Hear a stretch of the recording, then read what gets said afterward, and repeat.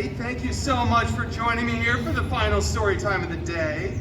Has everybody had a good day?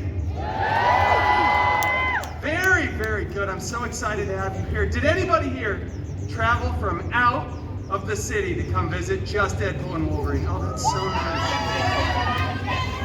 Out from Seattle. Wow. Anybody out of state? I know you did. That's great. How about out of country? Wow, I am so touched. That's wonderful. You're Canadian! Yes! You're my favorite people. She already had it. Nope, the moment's over. Everything's over. It's on me now. All right, everybody. We're going to finish this one strong with my personal favorite story. This story is a beloved bedtime favorite, mashed together with a very profitable licensing agreement. This story is Cinderpool. It's an applause line. Most of you got that wrong. I have low expectations for this show.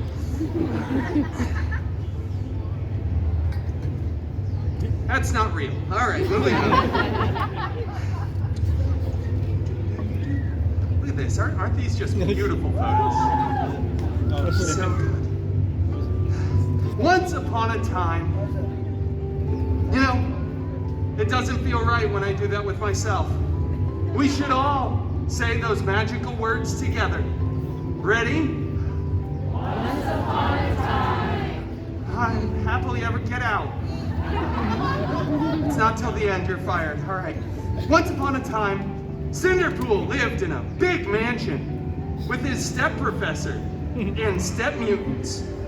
The biggest of those step mutants, Colossus, was always making up silly rules around the house, like make sure you close the window while the air conditioner is on. And for the love of Feige, would you stop Donald ducking around the house? Put some pants on. What is wrong with you? Anyway, the other main step mutant, Negasonic Teenage Warhead, was always texting and rolling her eyes. She's so Gen Z. Both of these step mutants were very jealous of Cinderpool because Cinderpool had a much, much larger fan base. Right? Nobody came from Canada to see them. One day, an expendable and non-union extra went running in front of the mansion screaming King Thanos was going to have the biggest battle of Phase 3. That's right, and we all know that was the last good phase. Cinderpool desperately wanted to go to the big battle, but Colossus said, "No, it is too dangerous, and you are not a good part of the team." Then he rips apart Cinderpool's favorite costume, and Negasonic blasts it with her powers. It was so cool, so Gen Z, so on fleek, no cap, Sigma, Skibbity, Ohio. I have no idea what any of those words mean.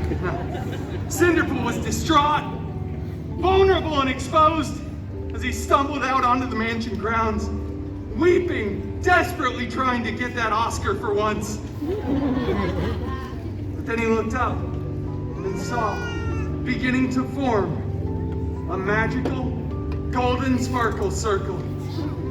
And out of that sparkle circle stepped his very hairy god-mutant. Out of the circle stepped, you know what, I'll just put it around you, Wolverine! Right, Wolvie! Right, I'm so glad I just added you to the grand furry god-mutant Wolverine. I desperately want to go to the big battle, but my mean step mutants destroyed my costume. Shut up! He said lovingly. What? No, the story. Telling the story to these people. There's a battle. I can't go if I don't have a costume. You're my fairy god mutant. Use your magic wand and do something. Okay, just get another one. And stop writing me into these stories. With that wonderful and somewhat Canadian life advice, Canadian, Australian, I threw my own joke out the window. Just hurry. It's fine. Cinderpool ran to the wardrobe department, grabbed a new and freshly laundered costume, and headed to the big battle. He was late, of course, because he stopped for some chimichangas along the way at 7-Eleven. 7-Eleven doesn't sell chimichangas anymore, though, by the way, so he had to go to 3 other gas stations. Circle K, can you believe how? Anyway, when he got there, the Avengers were winning. Captain America looked so good in those pants. Cinderpool looked for his fairy god-mutant Wolverine, who was... I'm going to Paris. Make sure you pick up some milk. He's not coming back with the milk. Thank you. Cinderpool surveyed the battlefield and noticed on the stairs of the alien spacecraft a single glove. He went over, picked that glove up, waved at Hina, hi, said, I wonder who this fits. It's so beautiful, gold, encrusted with colorful jewels. There were 6 of them, not that that's relevant really. And he put that glove on. After some buzzing, whirring, and clicking, it was a perfect fit. But then all the Avengers look over and they just start screaming. They're saying, no, take that thing off. Please, please, you're gonna ruin everything. Thor was weeping, I still don't know why. But they all said, Cinderpool, do not snap. You know what Cinderpool does?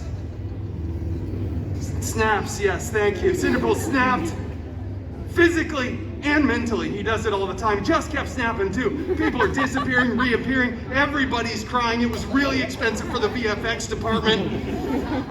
But then eventually Cinderpool stopped. Everybody was back. And Cinderpool alone was the hero who saved the universe.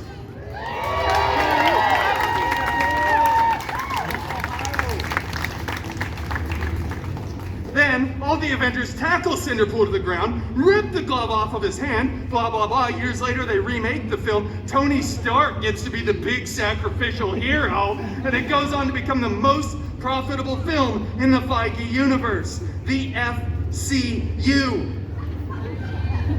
You probably afford to cut a letter. Anyway, it's okay, because Cinderpool went on to start his own film franchise, which will break box office records. That's right. And then they had to invite Cinderpool back to the Avengers Endgame 2 Electric Boogaloo. That's right, and that, ladies and gentlemen, is the end game. You see what I did there? It was a play on words. Wait, did that start as a Cinderella story? That's fine, we all enjoyed the journey. Thank you all so much. This is my last one of the day. You've all been wonderful, some of you more so than others. But thank you for joining me for Story Time with Deadpool.